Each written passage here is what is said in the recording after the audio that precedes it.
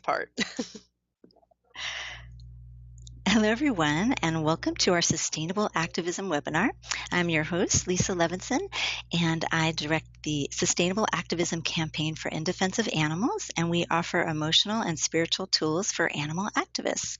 It's so exciting to have you all here today, and I'm really enthused to welcome our special guest, Jessica Dolce. And first thing I'd like to do is give you a little more information about her. So Jessica is a certified compassion fatigue educator and mindfulness facilitator, supporting animal care and welfare professionals in their efforts to be well while they do good work in the world. Jessica is an adjunct instructor at the University of Florida Maddie Shelter Medicine Program and brings 15 years of experience working with and for companion animals to her online classes and coaching programs. Jessica holds a Master's of Science in Adult and Higher Education from the University of Southern Maine, where she's focused her studies on contemplative practices and resilience building tools for helping professionals. Her side project, Dogs in Need of Space, provides support to pet guardians and animal care professionals around the world. She lives in Maine with her husband, a vegan chef, their dogs, and cats, and she can be found online at jessicadolce.com. That's JESSICADOLCE.com, and we will be sure to put this into the chat box if you're with us online. So again, thank you so much, Jessica, for joining us. Thank you so much for having me. So if it's okay, I'll bring up my little slideshow. We'll see if we can get through this little technological bit. And then let me see if I can replicate what we did earlier. There we go. So can everybody see the slides? Is this okay for you? Yes, looks great. Excellent. All right. Thank you for that really nice introduction. I'm really thrilled that some of you guys could be here live with me tonight, and hopefully this will be a great resource later for those of you who are watching the recording.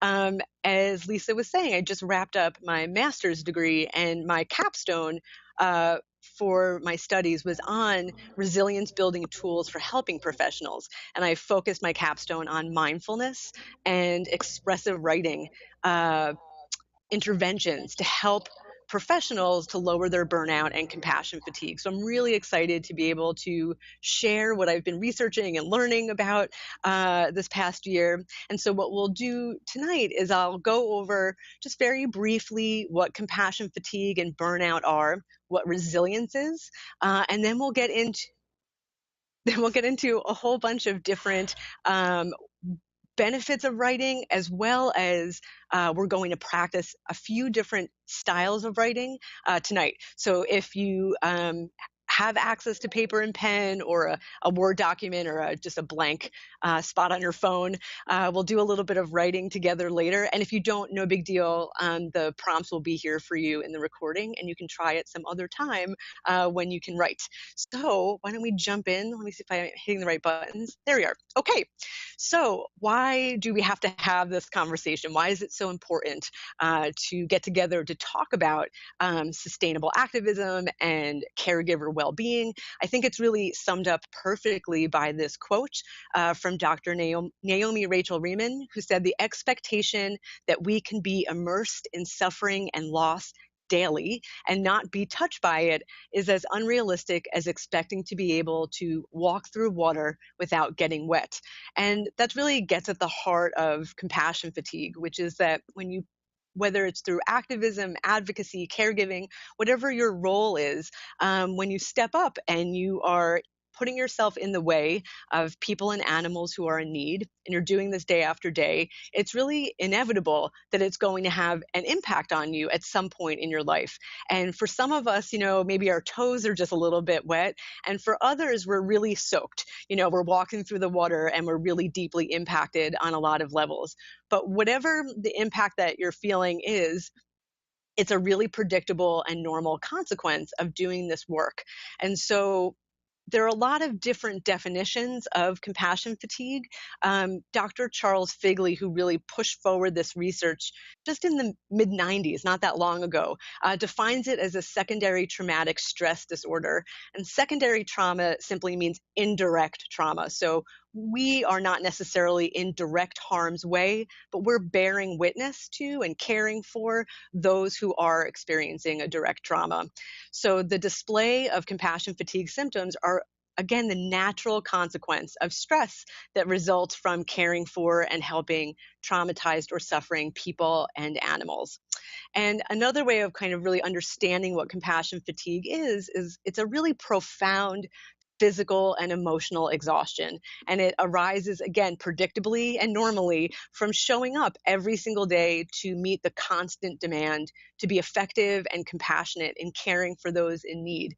And it's really a pretty straightforward recipe for compassion fatigue. When you give all day, you give your resources, and you deplete your energy and your heart and your mind and your body.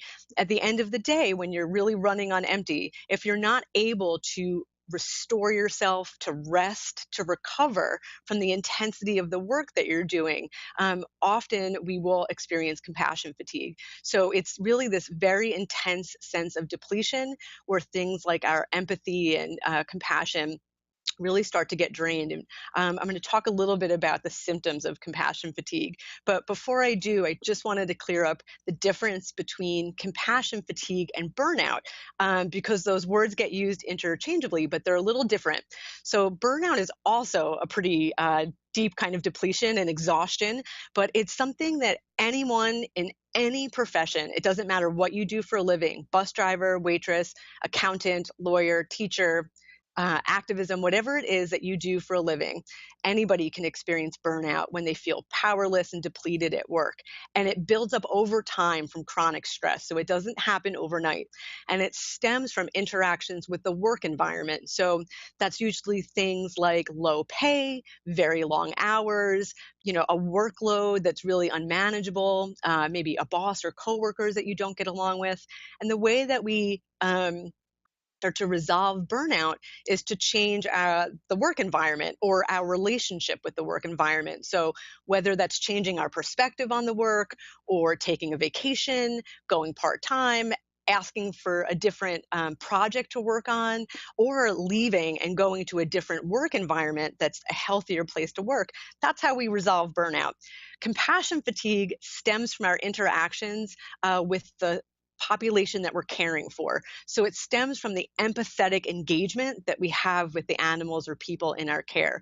And it doesn't, even if we change our work environment and we go to a fabulous place to work where we get great pay and we have a really manageable caseload, whatever it may be, compassion fatigue remains a occupational hazard because it's really stemming from that empathetic relationship that we're in. And so it's important to know the difference because a lot of us are experiencing both.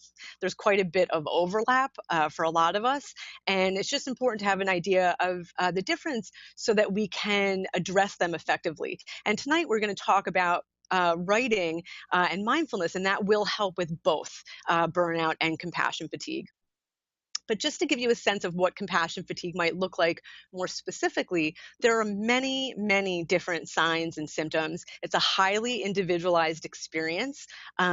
So compassion fatigue is not a diagnosis or a mental illness. It's really a handy umbrella term that we use to talk about this very individualized experience. So all of our symptoms may be quite different, but I've picked a few tonight that I think that in particular, the practice of writing can really help us to manage and reduce. And so for many of us, being irritable and angry is a real hallmark symptom of compassion fatigue. And we may find that we're really stuck in a negativity rut or spiral where we feel really disempowered, we complain all the time. There's the BMWs, the bitching, moaning, and whining, that may be the only way that we're really communicating with people. And I've certainly been there, so no judgment on my part. But really, we get bogged down, really stuck in the negative. We also may find that we're becoming very numb and desensitized. That's actually in the name compassion fatigue. So our compassion and empathy starts to become fatigued and we start to get very desensitized. We may also be bottling up our emotions rather than processing them and releasing them in a healthy way. And so when we bottle up our emotions, when we just kind of suck it up and stuff it down day after day, the emotions don't go away. They persist and often they even amplify and get more intense and they have to find a way out. And so our bottled up emotions may come out in physical ailments like a skin issue like a rash or indigestion or heartburn, or we may find that we essentially pop our cork and have inappropriate emotional outbursts. And so part of our job is to figure out how do we make some internal space so that we can continue to bear witness and be in the presence of suffering and stress and need and not be overflowing with it. And that's what we'll talk about tonight. A lot of times we often feel ineffective, like hopeless, helpless, nothing we do makes a difference. What's the point? So we can get stuck feeling like we're really not making any impact. We may find that we are having a lot of physical issues. Chronic stress, burnout is definitely going to impact our immune system. So you may find that you're getting sick a lot. Any change to your sleep, whether that's hypersomnia, sleeping all the time, or insomnia. A lot of us are having a really difficult time falling asleep and staying asleep. We may find that we're becoming very isolated and cutting ourselves off from friends and family. And finally, a lot of us are using substances like food, alcohol, drugs, shopping, gambling, the internet, overwork, as a way to numb out and self-medicate, again, because we're having difficulty working through some of the more intense emotions that we're experiencing, sadness, anger, guilt, whatever it may be, from the activism or advocacy or caregiving work that we're doing.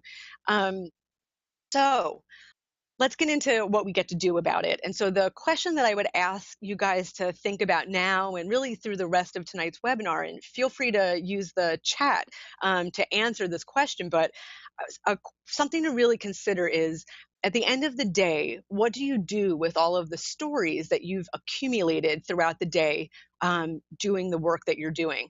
So whatever your job or volunteer work may be, all day you are absorbing the stories, whether it's of the clients and patients that you're serving or what you're reading in the news. We're absorbing these stories and we're absorbing the difficult emotions of those that we're bearing witness to. And we have to find a place to download those stories, because if we don't, we really are like a sponge that becomes saturated by all of these stories and difficult emotions. And when we get really saturated, we start to build up defenses because we can't take in anymore. So that's when we start to get compassion fatigued and we start maybe feeling really numb and desensitized. We put up some walls and we really disconnect because we're saturated and we're trying to protect ourselves because we can't take in anymore. And so one of our jobs is, like I was talking about the bottle analogy, we have to make room in the bottle so we don't pop our cork. We can think of ourselves as a sponge. And at the end of the day, we need to wring ourselves out of everything that we've been bearing witness to and accumulating all day so that we do have room internally to come back the next day and bear witness and do the work again. And so something to really think about is, who are you sharing these stories with at the end of the day? How do you get this to move through you and download it so that you aren't carrying this all around fully saturated, a bottle that hasn't about to pop?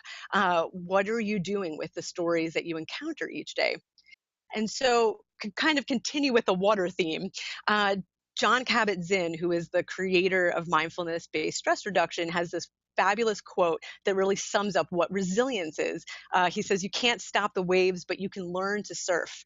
And that's really gets to the heart of what being an activist or advocate or caregiver is that the waves of adversity are going to keep coming day after day. The waves are never going to stop, right? We're walking through that water. The waves are going to keep coming. But when we build up our resilience, it becomes a protective factor so that we can ride those waves with a great mix of strength and flexibility so that we can bend rather than break under the load that we're carrying and the waves that are coming at us from all angles.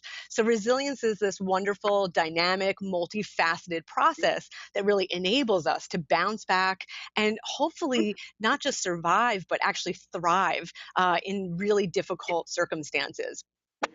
So, some of you may be wondering if you are resilient or what makes somebody resilient. And there are a lot of different traits and factors and characteristics of resilient people. And I don't consider myself to be a naturally resilient human being. And so often when I'm in a difficult situation, I will say to myself, what would a resilient person do right now? And what resilient people tend to do or be is that they're a flexible bunch. Resilient people can adapt to change. They're curious. They try new things. They're realistically positive, realistically optimistic, and they believe very much in their ability to overcome and grow from challenges. So they believe that they have the inner resources to tackle difficult situations. They will tend to focus on what they can control or change and look for solutions. And they can tolerate ambiguity in the process as they look for solutions. Resilient folks are connected to their deepest values, their gifts, their strengths, their meaning and purpose in life. They have a sense of humor. They are willing to ask for and accept help, which a lot of helping professionals are not so great at. We give it, but we don't often take it. They nurture a spiritual side that does not have to be organized religion, but they nurture some sort of spiritual practice. They have some sort of connection to gratitude. They take care of their physical body. And resilient people are very self aware. They know themselves well, they observe themselves, they are able to regulate their stress response and their emotions. And again, they believe that they have the inner resources to cope with very difficult situations, even ones that don't have solutions, right? There are plenty of things that don't have a neat tidy ending to them. They believe in their ability to cope with difficult emotions in healthy ways. And so some of you may be genetically resilient. For many years, people thought that resilience was a fixed, static trait. You either were born resilient or not. Now we know that, yes, genetics do play a part. Some people are just naturally more optimistic and flexible and all of those things. But genetics just plays one part in it. Whether we are or aren't genetically resilient, we can look at resilience as a discipline, as a practice, as a muscle that we can develop and build and maintain through things like our contextual resources, like being in supportive, caring relationships. Our support system very much makes a difference in our resilience levels. And in particular, when we're having a difficult time, putting yourself in the presence of a resilient person can be very helpful for us. We also can look to proactive behaviors, like can we build a better stress management system for ourselves by setting good boundaries and taking good care of ourselves. We can look at increasing our positive outlook to push back on that negativity rut that we may be finding ourselves in. And we can do some cognitive reframing, playing with how we think about things, challenging our thoughts. And then we can look at ongoing training through real practices like mindfulness or expressive writing as a way to continuously flex that resilience muscle, build it and maintain it. And there's lots of research that shows that helping professionals who do practice these kind of resilient coping skills are more healthy in their work, lower burnout and compassion fatigue, and overall just better quality of life. So in my capstone research, I was looking for the easiest possible resilience building tools. And I looked at tons and tons of research. And what was out there is there are a lot of resilience training programs that are being offered, particularly for nurses right now. There's a lot of research around that. And amongst other interventions, often what these these studies were offering up to nurses were mindfulness-based stress reduction practices and expressive writing or journaling practices. And both of them were shown to be very effective. Mindfulness meditation is a great way to build resilience and lower burnout and fatigue. What the research was telling me, though, the problem is that often people don't actually do mindfulness meditation. So even in these pilot studies, like the compliance rate was pretty low. People just weren't the nurses weren't doing the meditation. And in order to really reap the benefits, we need to build a fairly stable, steady meditation practice. And I know anecdotally this to be true as well. I just gave a talk for some nurses the other week, and they've all been trained in mindfulness meditation. They know how to do it and why they would benefit from it. So I asked them, I think it was 40 people, do any of you have a meditation practice? And none of them raised their hand. I struggle with it as well. So I was really excited to see that the compliance rate for the journaling, the expressive writing practices was like at 100%.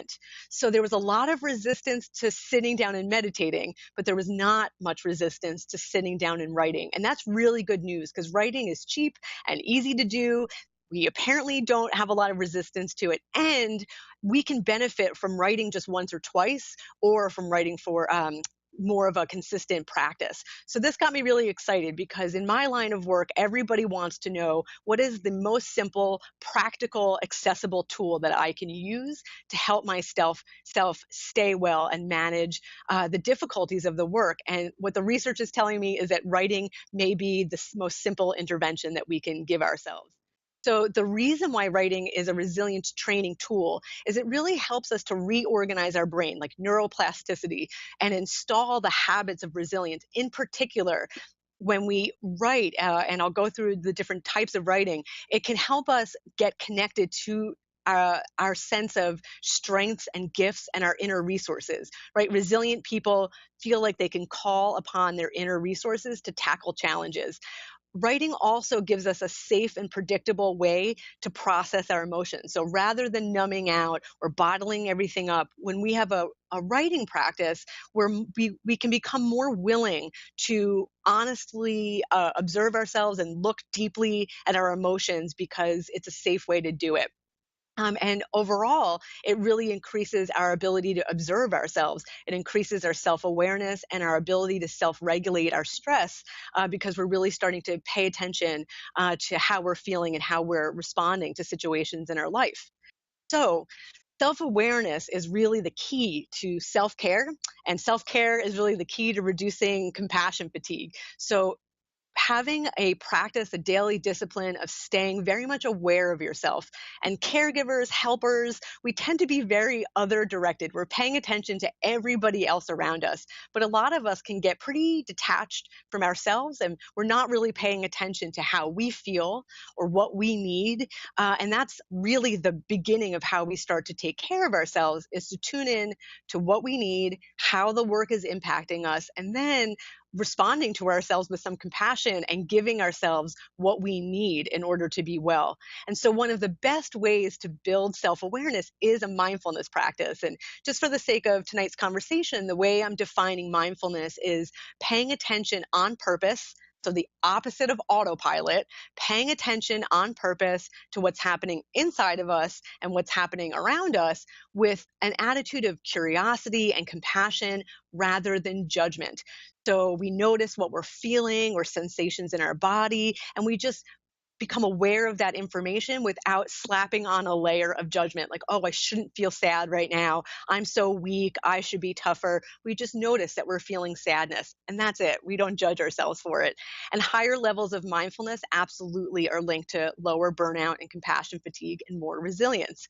So, since we know that it's really difficult for a lot of us to have a mindfulness meditation practice, the good news is that there is a way of writing that allows us to practice mindfulness and build self-awareness and our self-observation skills through writing. And Deborah Ross is a counselor that does a lot of work around mindfulness, writing as a mindfulness practice. And she has a great quote that kind of explains it. And she says, our brains change in response to how we focus our attention. So again, that's neuroplasticity. Where we place our mind starts to change our brain. And having a regular journal writing practice, which is a concrete and verifiable form of attention, shares common features with mindfulness-based meditation practices like paying attention, cultivating curiosity, and simply noticing what emerges through the function of the process of writing. And it can be seen as similar to meditation practices that cultivate concentration and invite insight. So, having a regular practice of writing can start to build those self observation tools, which allows us to become more resilient, to manage ourselves a little bit better, to dig deep for the things that we need in order to ride the waves with a little more skill. So, we're going to do a short mindfulness writing practice.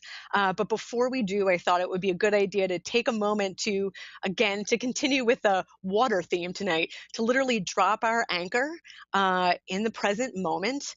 Having a mindfulness practice of any kind is really helpful because it can really steady us in, again, as the waves and storms of life roll over us. When we drop our anchor in the present moment and we start to develop that sense of focus and calm attention, this can really help us off the cushion in regular life. And so we're going to do just a very, very simple practice called Take 5. You can use this anytime you're feeling stressed or you just want to take a moment to get centered. Feel free to skip this if you don't want to do it. But for those of you who want to join me, why don't you go ahead and just sit up in your chair a little bit, upright, but not too uptight, right? Roll your shoulders back a little. You may want to place your feet flat on the floor. And then go ahead and place both of your palms on your thighs face down. Okay. And then take one hand and turn it palm up and place it back on your leg. So you have one hand palm down, one hand palm up. And you can either close your eyes or just lower your gaze. You can just breathe naturally. You don't have to breathe in any special way. And so this one hand that's palm up is going to be your counting hand. And whenever you're ready, you're just going to take a nice slow inhale, following your breath all the way to the top to the natural pause.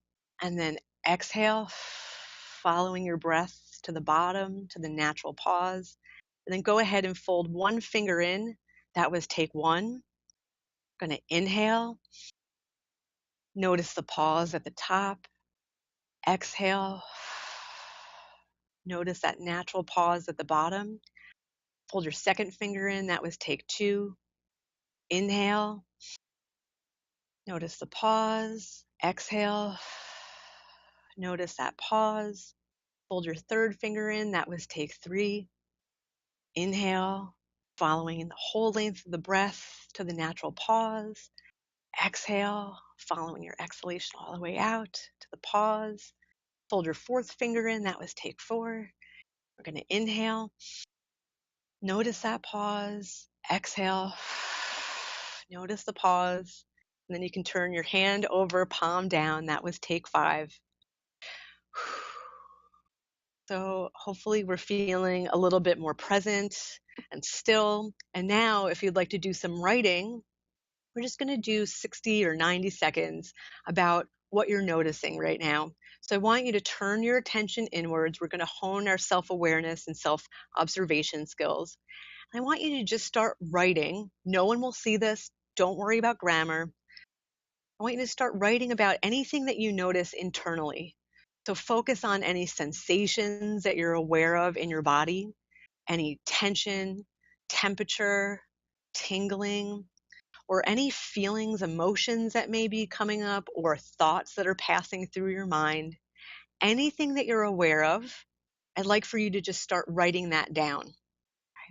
And just keep your pen moving. You can write this as silly if you want, whatever you want to write. And just start tracking what you're noticing internally. And I'm going to be quiet for a minute while you write and pay attention to yourself.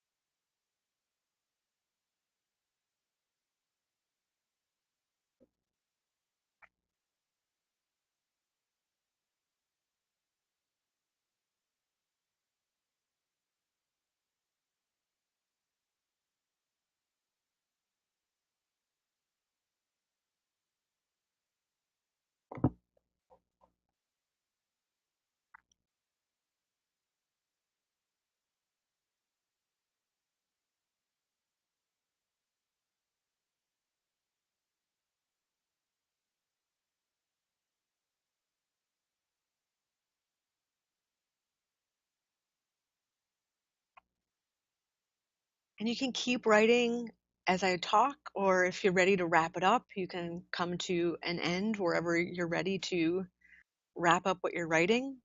Please feel free to keep writing if it's flowing. You don't have to stop on my behalf.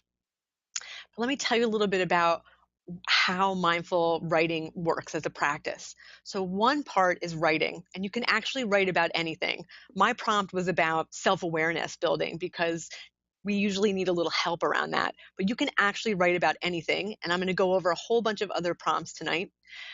But what makes something really a mindfulness practice in terms of writing is that you take a moment or two to reflect on the practice of writing, that you reflect on what it felt like to do the writing.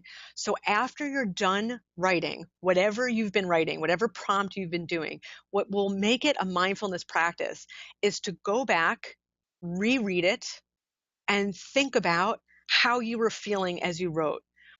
What did you discover? So as you reread it, were there any surprises? What came up that, what aha moments did you have? And was there anything going on emotionally or physically that you want to take note of? So, did you notice a lot of tension in your body as you wrote? How were you gripping your pen tightly with white knuckles? Were your shoulders up to here? Did you find yourself smiling and relaxing as you wrote? And so if you choose to do this as a practice going forward, what you'll want to do is write for however long you want to write, and then take just a couple of minutes to reread and think about really how it felt in your body to do the writing, and just jot down maybe 2 or 3 sentences reflecting on the process of writing. And doing this is really how we start to hone our self-observation skills, which allows us to be more self-aware and regulate ourselves in times of stress. Of course, there are many different kinds of writing. And again, I encourage you, if you want to use the chat box, I hope you guys are talking to each other. You can share how that felt for you to do that particular type of writing. But there are many, many different kinds of types of writing. So expressive writing, which you've heard me mention a few times, is really just personal, emotional writing without any, cares about punctuation or grammar or what it looks like. It's free form writing, it's emotional, it's private, no one's going to see it. And there are many different ways that we can use writing. We're going to talk in a moment about daily debriefing and using writing also to process traumatic events. But we can also use writing, if we're feeling a lot of sadness or guilt or, anything that didn't work out the way that we wish that it had, we can use letter writing. We can write letters to animals, things that we wish we could have said or done differently. Of course, we're not going to send the letters, but writing letters can be a powerful way to deal with some of those emotions. Many of us are keeping a gratitude journal, and research shows that writing in a gratitude journal about 3 times a week is the most effective way to use it, even more so than writing it every day. So if you're feeling bad that you don't write in your gratitude journal every day, don't worry about it. Even a couple of times a week will help you get the benefits.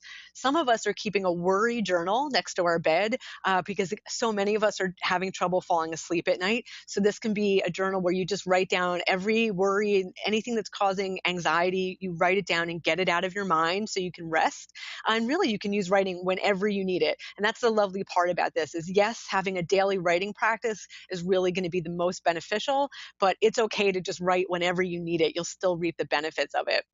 And so the benefits are vast. For a lot of us, what it helps us to do is to create a coherent narrative and make meaning of really challenging, difficult experiences.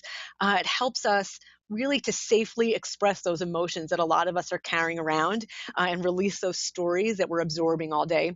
It can be very practical. It can be a way to just prepare for a difficult event, something difficult that you're walking into, or at the end of the day to process. It can help us shift from that, getting out of that negativity rut to seeing things from a different perspective. Sometimes just, how we may have grown or benefited or anything positive that came out of really difficult times in our lives. And there's just decades and decades of research around expressive writing as a tool that leads to positive mental and physical health outcomes. So this is a highly researched intervention, and really there's so many ways that we can benefit from it. Expressive writing in particular, something called the Pennebaker Writing intervention, there's a ton of research around this in particular. And this is a very cathartic writing style that helps us to become resilient because it helps us to process and overcome barriers to resilience. Things like unhealed traumas in our past, difficult experiences that we need help resolving. And so, this particular type of cathartic writing really helps us to become more psychologically resilient, to make meaning out of very difficult experiences, and can often help us change perspectives. And we're not going to do this tonight because really the most effective way to do this is to write for 20 minutes, 3 to 4 days in a row. And if anybody's interested in doing this, I would suggest that you follow this link and maybe we can place this in the chat.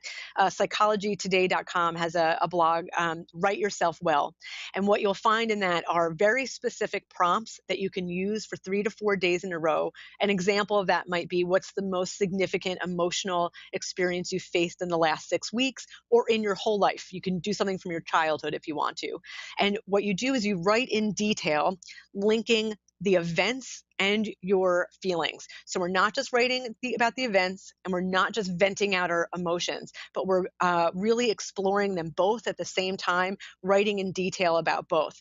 And one of the reasons, again, we're not going to do this tonight is often when we do this type of cathartic writing, we sometimes feel worse immediately after. We may feel really sad. We're stirring the pot, we're working with some stuff. And over time, over the course of the few days, we start to work through and resolve some of it.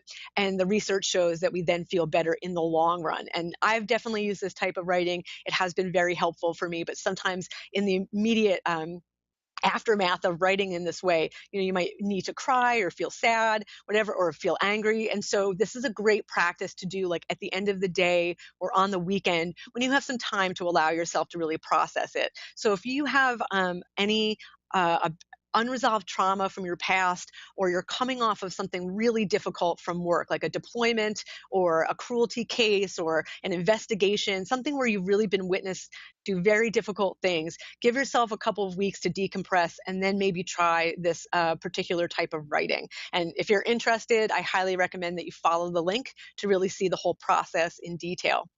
But another really simple way to use expressive writing that I think is just a really a practical way to wring that sponge out is to use writing as a way to debrief at the end of the day, whether that's the end of your shift or just the end of your volunteer work or signing off from the computer if you've been doing a lot of online activism. But it's ending the work that you're doing with a writing practice. And the research shows that even a regular 2 minute a day writing practice can be beneficial. If we really want to reap like the maximum benefits, research is showing that we want to write for longer, like 15 minutes, but even 2 minutes can be helpful. So we can really like lower the bar here and still help ourselves. And so I really encourage you to use your journal as a really reliable, predictable way for you to download what happened during the day so that you can process your emotions and then transition into your home life a little bit more easily. A lot of us are really struggling with leaving the work behind and being present when we're at home in our personal life. And so this can be a really reliable tool. We don't always have someone safe to talk to at the end of the day or on a regular basis. And one of the things that can relieve some of our stress and compassion fatigue is simply just knowing that we are going to have this regular way that we can look forward to debriefing in our journal. It's great if we can look forward to regularly debriefing with human beings, but a lot of us don't have access to that. So this is a tool that it'll relieve some stress knowing we can do it. And so you can just end your day, your shift, your work by answering the question, what stories or what feelings do I need to release right now to feel okay about going home or going back to my personal life? And, take 10 minutes to write about it and let it move through you. And again, you're wringing out that sponge and making room for the waves that are kind of going to come the next day. So we've talked a little bit about building some self-awareness and observing ourselves. Another part of this that we really struggle with is feeling like we're not making a difference. And we start to feel really helpless and hopeless and overwhelmed. I'm sure I'm not alone in feeling like very overwhelmed by all the things that are happening in the world right now. And so it's resilient people stay really connected to how they're making an impact. And I know that you guys are making a difference. So we need to start training our brain to start noticing that we are doing good work. And one way of doing that is we can build our resilience by really tapping into our inner resources through a style of writing called affirmative writing, where we really affirm our core values, our gifts, our strengths. So we know that we have these inner resources, that we've tackled difficult things in the past. We can do this. And affirmative writing also can be a style of writing to help us affirm where we want to go to in terms of our health, our well being, our self care, envisioning our future self, our future life, and how we hope to shape it through making different decisions. And this can really help us become more resilient in terms of developing strengths and confidence, and feeling like we have a little bit more control, that we are making an impact, that we do make a difference. So tonight we're just going to do a little bit of affirmative writing around our strengths, our gifts, our talents. And so you can answer all of these, or you can just pick whichever ones speak to you, however you want to do this. But really, we're looking at reconnecting with um, your strengths, what the work does for you, and in terms of giving you a gift, and the gifts that you're bringing to the world. So for anybody, for some reason, if you can't see the slide, the first prompt is, what personal values and strengths guide me in my work on behalf of animals? Then I'd like for you to just spend a moment thinking about, how is the work that you're doing on behalf of animals a gift to the world? Maybe how do you use your gifts and strengths? What good are you able to do? What's the impact that you can make? And then think about how the work you're doing is a gift to you. How are you benefiting? How is it rewarding for you? How does it affirm your values, or allow you to express your core values in the world? And then finally, think about what support you might need from others, because resilient people get a lot of support. So what support do you need in order to either continue doing your activism or advocacy work, or what support do you need because you would like to develop your gifts or develop your strengths in order to do more of this work? And so we're just going to take, like, 2 minutes to write. I'll be quiet while you guys do that, and then we'll check back in afterwards.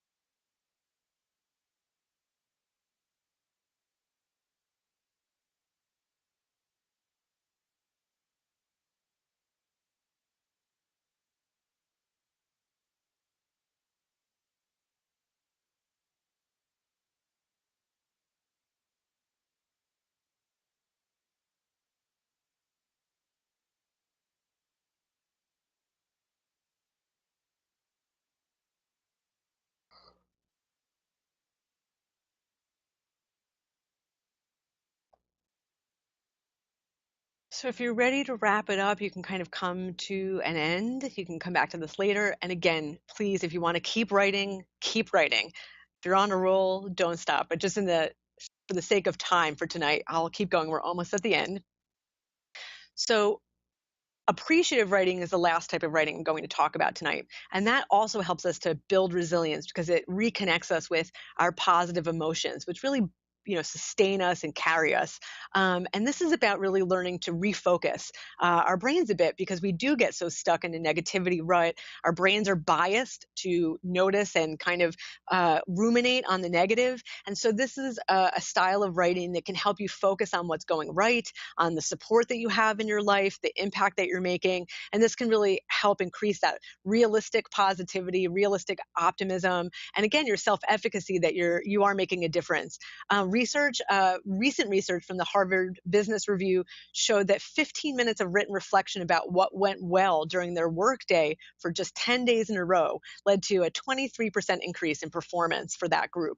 And the researchers believe that that was because it really increased the workers' feeling of self-efficacy, that things did go well that day, they did make a difference on the job. And that was just regular folks, not helping professionals. So there is a particular way of writing that we do know helps helping professionals. And anyone who's taken a class with me knows that I always share 3 good things or what went well.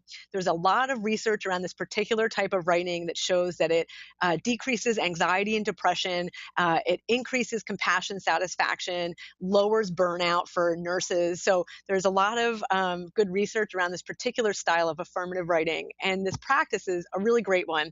You end your day by writing down 3 things that went well during that day. And it can be small things or big things, life-changing, or just that you remember to eat a salad instead of fast food that day. And the second part is that you also jot down what your role was in making those things happen. And so doing these 2 things helps us to train our brains to notice what is going well during our work, our activism, our advocacy, our caregiving, and also to notice that we do have power in our lives, that we are in control. Often when we're feeling compassion fatigued or burned out, we really start to feel powerless, like victims, like we have no ability to really make an impact in our own lives, let alone our work. So this really starts to build our self-efficacy. And so there's a lot of research that shows that if you do this every night for a minimum of 2 weeks, that you'll really reap the benefits. And so we'll just take 1 minute. This is our last writing prompt of the night. I encourage you to write down 3 things that went well yesterday or today. See if you can make at least one of them about your work with animals, and the other stuff can be anything you want. And just make a note of maybe what choices or how did you behave or what led to those good things happening. And so I'll be quiet for a minute while you jot those things down.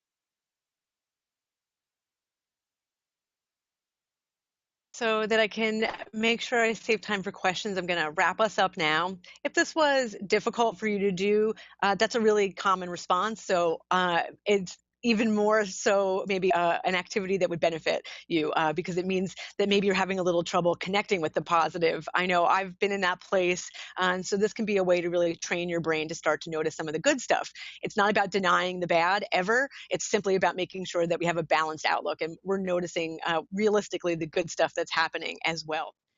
So, just to recap, there are so many ways that we can use writing to benefit ourselves. So, you could use it at the end of your shift or the end of your volunteer work. You can write from 2 to 15 minutes to download and debrief, wring out that sponge, get rid of all the stories and emotions that you've been maybe holding on to all day, allow them to flow through you and out of you so that you can transition into your home life. You may want to write before you go to bed. You could do the what went well or 3 good things exercise, or you could write just worry journal, free form, everything that's that's on your mind. You may want to use the Pennebaker method, which is that writing 20 minutes a day, that cathartic writing 4 days in a row after you've experienced a traumatic event in your work, or if you just have something that's unresolved from your past you'd like to work through. But really, whenever you need to reconnect with your core strengths, gratitude and appreciation, your inner resources, or whatever you need, all of these things can help you to build your resilience. And so there are just a million reasons to write. But really, I think in terms of our work, this is a safe, reliable way for you to process what you're experiencing, right?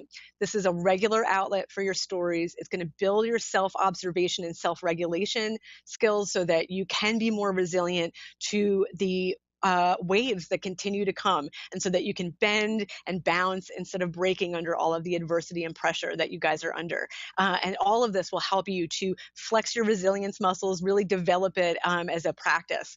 And so if anybody's looking for more, particularly if you're interested in that Pennebaker method, the writing to heal past trauma, there's a great book called Expressive Writing, Words That Heal, and all the prompts and instructions that you could ever need are in there.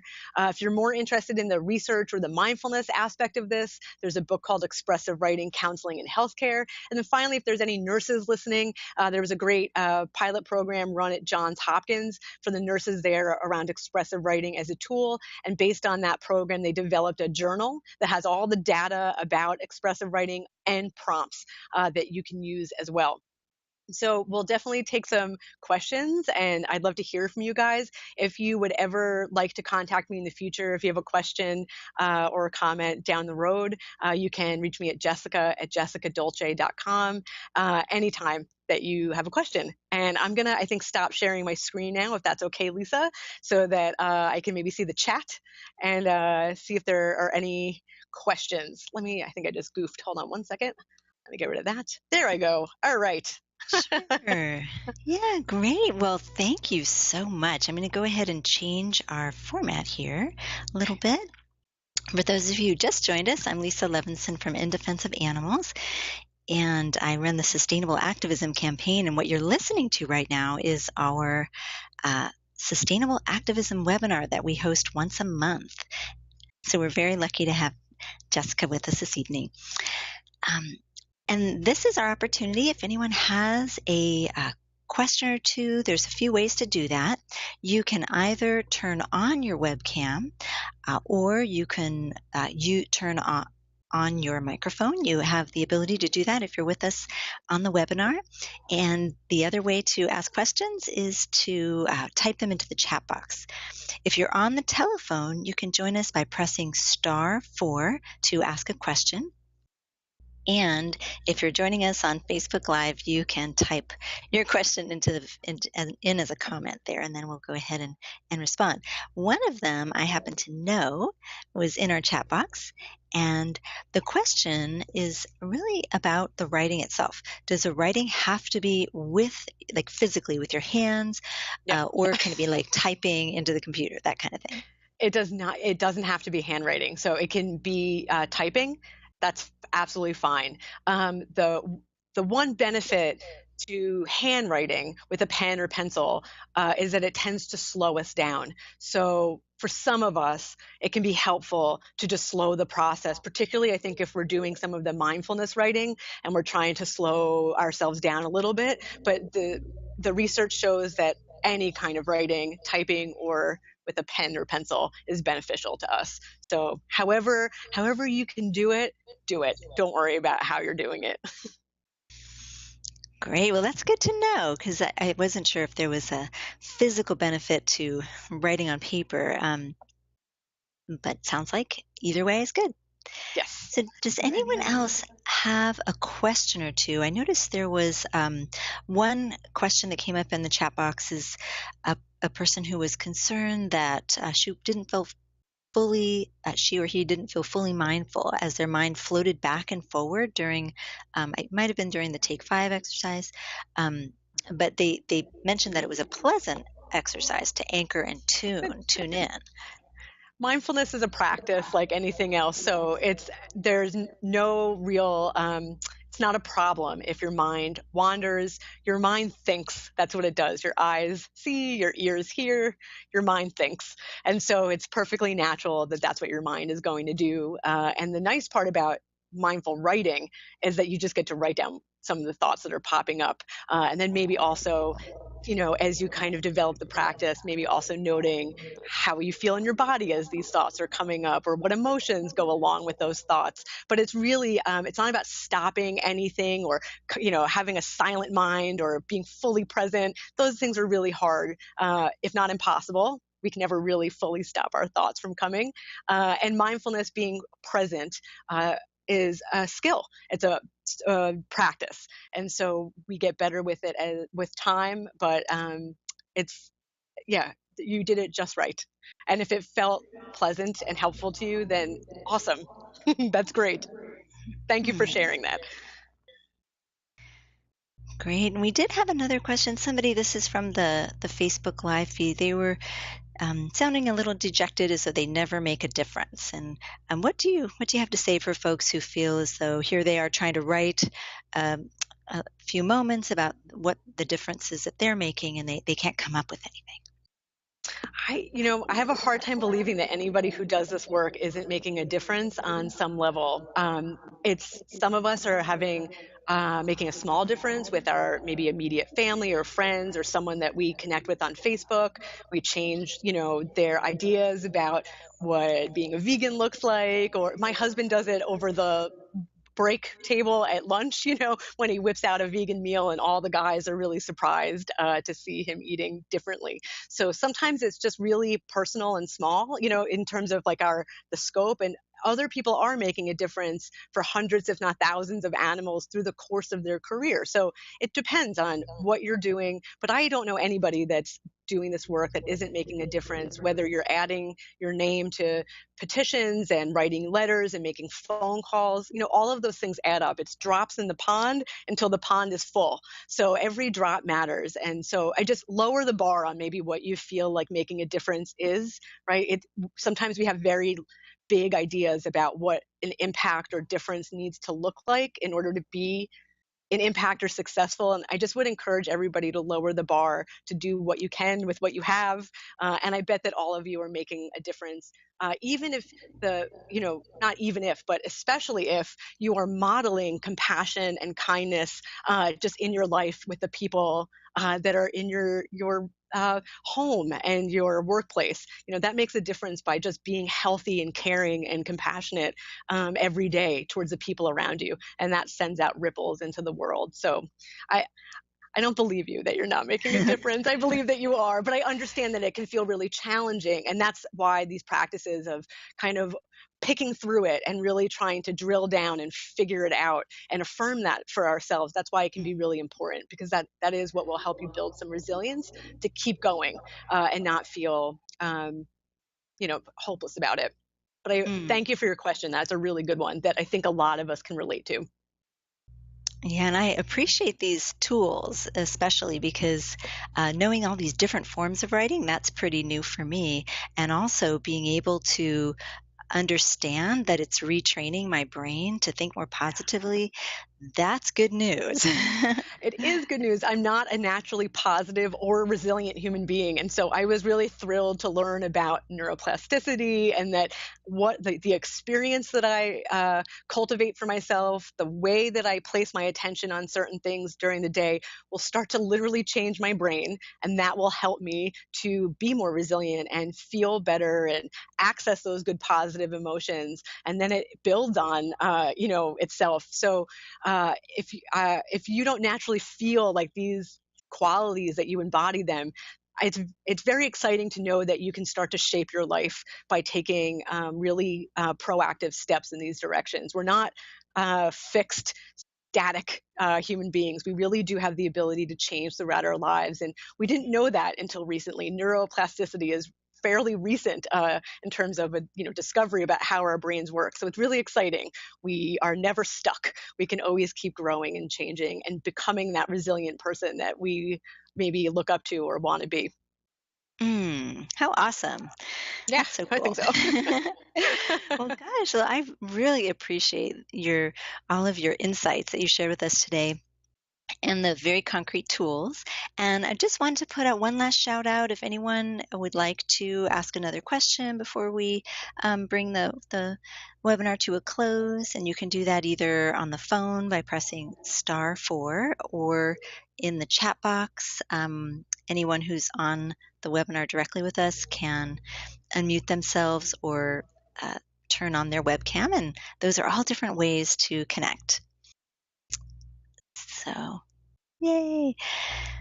And thanks Thank to you guys so everyone. much for your time and willingness to play around with some writing with me tonight. I really appreciate it and hope it helps you. Oh, and thank you, Jessica. I'm super grateful for you joining us and putting up with some of our new technology. And also just hoping that everyone who joined us tonight can do so again next month. We offer these sustainable activism webinars every month. It's the first Thursday of every month. And it's generally 5 p.m. Pacific time. If you're on the East Coast, it would be 8 p.m. or wherever you are around the world. And I noticed one other comment in our chat box. I just want to check it out. It looks like people are saying thank you, and they're looking very forward to practicing these tools. And I have Thank to you, echo that as well. So thank you so much, Jessica. It's been a delight. guys. Thank you And so much for having me. I really appreciate it. And take really good care of yourselves, you guys. We need you. So take good care. Take this time for yourself to help yourself feel good and process what you're experiencing because we really need you in the world. The animals need you. So take good care. And thank you so much for what you do and for being here tonight with me. Appreciate it. oh, and I will also echo that with a huge thank you from In Defense of Animals to everyone who's joined us tonight. Have a wonderful evening. Good Bye, night, everybody. everyone.